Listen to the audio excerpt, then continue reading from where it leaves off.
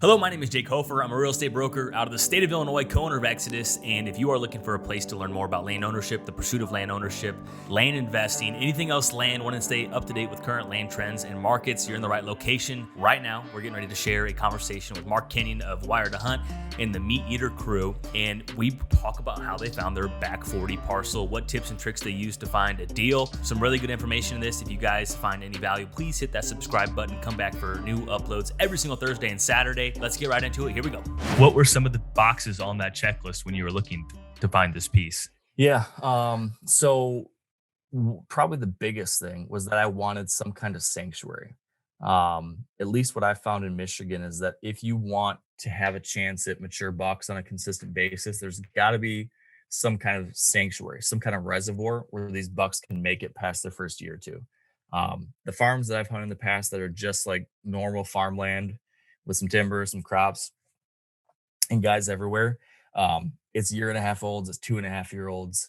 It's very, very hard to find anything older than that. But if you can find a property where there's a big, nasty swamp, or where there's a nature conservancy property on one side that nobody's allowed to hunt, or a Girl Scout camp or something, like those spots, you've got a reason and a way that a buck could make it through a couple gun seasons. Mhm. So I had to have something like that. That was the number one. You got to have a way that these bucks, there's got to be like a superpower that's going to allow this buck to survive. And so in this case, there was this big swamp system. Love me a big swamp system. Those bucks can burrow down in those places and survive a gun season or two.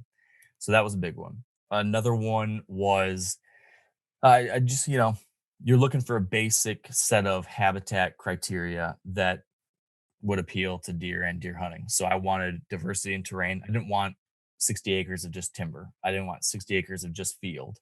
I wanted a mix. So this property checked that box really nicely because it had the swamp, it had field, it had some timber and some fence row. So it gave us a nice set of options when it came to hunting and to improving habitat, because that was something coming into it. Like we wanted to have something could do some interesting new things with, and having diverse options certainly did that.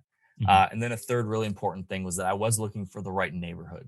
So I was trying to find, in addition to some kind of sanctuary thing, I was also looking for an area where I thought there would be other like-minded people. Because again, I was hoping that we could have some better deer hunting, some quality deer hunting, and in Michigan, that's not a guaranteed thing everywhere. So you need to find these little micro neighborhoods of people who are into that. So I did a lot of looking at like QDM co-op maps and looking and talking to folks in the area. I did some like social media stalking and stuff, Sure. like even like looking up neighbors on Facebook and trying to like look at the deer they're killing, the pictures they're posting, that kind of stuff.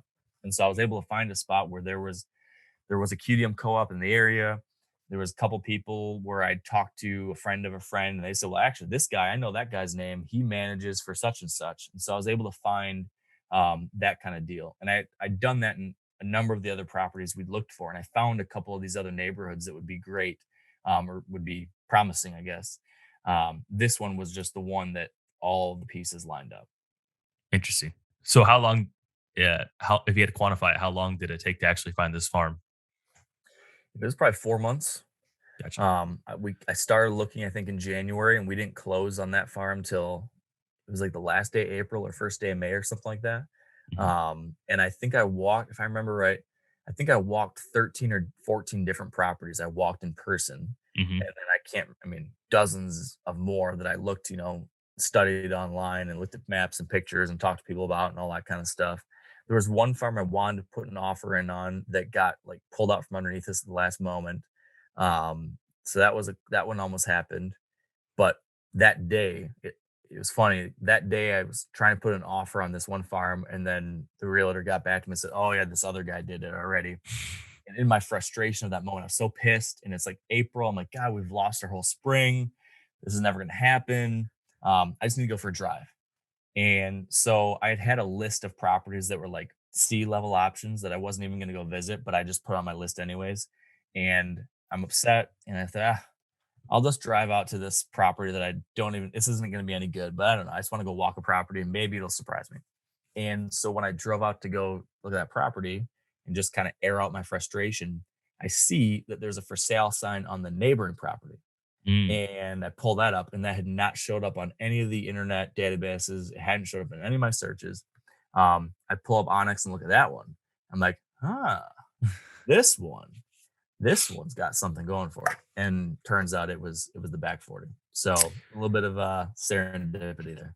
Yeah. Was it just listed by like a local brokerage that didn't have it fed through all the syndications? Yeah, they did the absolute worst job marketing it ever, ever. I mean, horrible. It was. Uh-huh. We ended up finding like they had a listing for it on like their brokerage website, No. and there was one picture of it and one sentence, like "good hunting" or something like that. Mhm. And I mean, if these guys had an ounce of sense, they could have marketed the heck out of this property, positioned it as a recreational deer hunting property, and probably sold it for 3 times what we bought it for. Sure. So these poor guys didn't know what they had.